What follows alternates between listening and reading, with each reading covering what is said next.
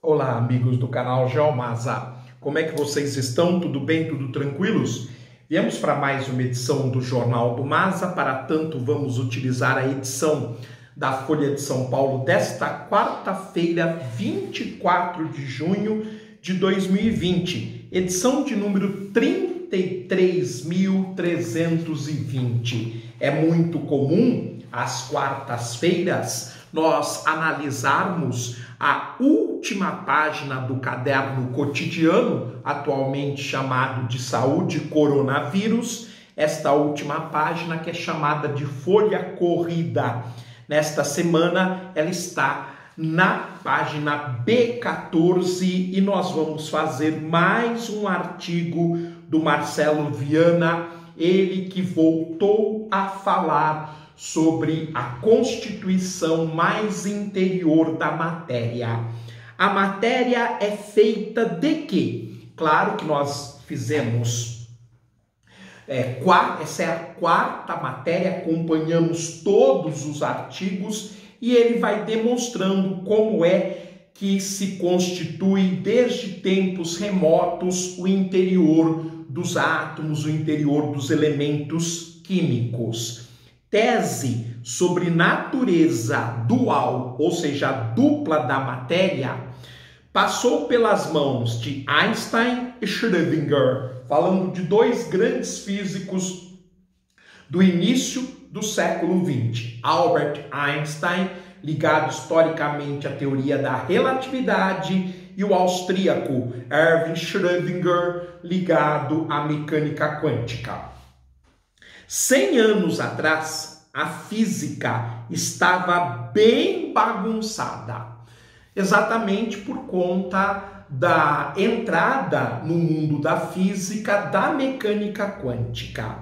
A explicação do efeito fotoelétrico, que valeu a Albert Einstein o Prêmio Nobel da Física de 1922, revelara que a luz se comporta de forma estranha, ora como partícula, ora como uma onda.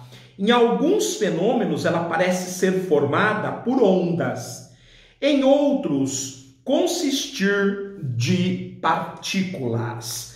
Também o modelo de Bohr-Sommerfeld, que foi a última parte analisada, descrevia bem o átomo de hidrogênio, mas fracassava em explicar o comportamento dos demais átomos. Até hoje, a física quântica tem uma certa dificuldade de explicar elementos químicos maiores do que o átomo de hidrogênio. Veja só a complexidade do interior da matéria. E há muitos modelos e nem todos eles estão de acordo.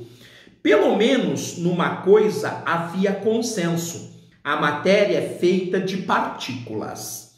Hoje não há tanto consenso assim. Por exemplo, que tipo de partículas? O modelo padrão ou o modelo de préons? E hoje também fala-se nas cordas e nas supercordas. Então, se na época, há 100 anos, portanto, havia consenso de que a matéria era formada basicamente por 3 partículas, o elétron ao redor do núcleo e no núcleo atômico o próton e o nêutron, hoje já não há tanta certeza. Até que em 1924, o jovem estudante francês Louis de Broglie submeteu uma tese de doutorado na Universidade de Paris, a famosa Sorbonne, com uma sugestão perturbadora. Tal como a luz, a matéria também teria natureza dual, ora ondulatória, ora corpuscular. Ou seja, no mundo atômico e subatômico, a nossa realidade, aquela que nós tocamos, olhamos e sentimos, é muito distinta. E ela depende essencialmente do fenômeno e da observação, para ela ser dita de comportamento em termos de partícula ou em termos de onda. Não havia evidência experimental e talvez essa especulação tivesse sido ignorada se não fosse por um detalhe. O tímido e reservado de Broglie pertencia a uma das grandes famílias aristocráticas da França, vindo a suceder a seu pai e seu irmão no título de duque. Foi seu irmão mais velho, Maurice, também físico, mas que de tímido e reservado não tinha nada, que pressionou o departamento de física para que a tese de Louis de Broglie fosse tomada a sério. Ainda bem neste caso, porque de fato ela se constituiu um fato, uma verdade, experimentalmente falando, e contribuiu para mudar o mundo a partir de então. Situação delicada para o chefe do departamento, também físico muito famoso, Paul Langevin. Recusar trabalho tão importante seria ruim para a reputação da Sorbonne, caso fosse correto. Mas aceitar uma tese errada seria igualmente embaraçoso. Langevin, ou Langevin, conforme você preferir, apelou para o amigo Einstein que estava de visita. Não sabendo o que responder, Einstein enviou o trabalho ao amigo Peter Debye, da Universidade de Zurique, na Suíça, o qual o passou ao jovem colega austríaco Erwin Schrödinger. Por que foi passando? Porque ao chegar em Erwin Schrödinger, ele era o especialista na matéria, no conhecimento, e achou sensacional a contribuição de de Broglie.